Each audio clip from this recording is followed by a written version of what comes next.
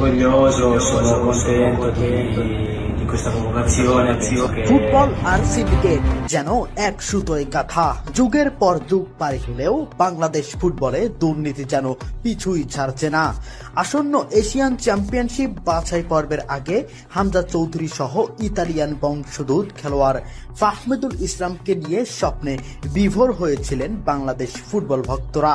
তবে সেই স্বপ্ন চুরমার করে দিয়েছে বাংলাদেশ ফুটবল ফেডারেশনের দায়িত্ব থাকা কিছু মুখোশধারী অসাধু মানুষেরা। দলে জায়গা পেয়েও দেশে ফিরে যেতে হয়েছে ফাহমিদুলকে, আর তাই তো রাগে অভিমানে বাংলাদেশে আর না আসার সিদ্ধান্ত নিয়েছেন তিনি। বাংলাদেশ বনাম ভারত ম্যাচকে সামনে রেখে বাংলাদেশের প্রাথমিক স্কোয়াডে ডাক পেয়েছিলেন ইতালিয়ান প্রবাসী ফুটবলার ফাহমিদুল ইসলাম, যা ছিল বেশ চমকপ্রদই। তবে ক্যাম্প শেষে বাংলাদেশ দল দেশে ফিরলেও ফাহমিদুল ইসলাম আসেননি। বাদ দেয়ায় উত্তাল হয়ে পড়েছিল পুরো দেশ।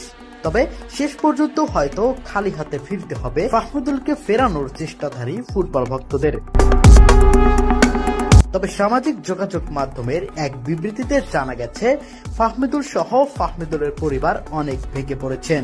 তারা এর সাথে আর জড়িত হতে চান না।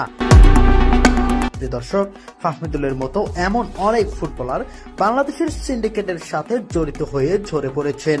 এমন ঘটনার পর আরো যারা বাংলাদেশের হয়ে খেলতে চেয়েছিলেন তারা কি আর মোটেও আসতে চাইবেন? আপনাদের মন্তব্য অবশ্যই কমেন্ট বক্সে জানিয়ে যাবেন।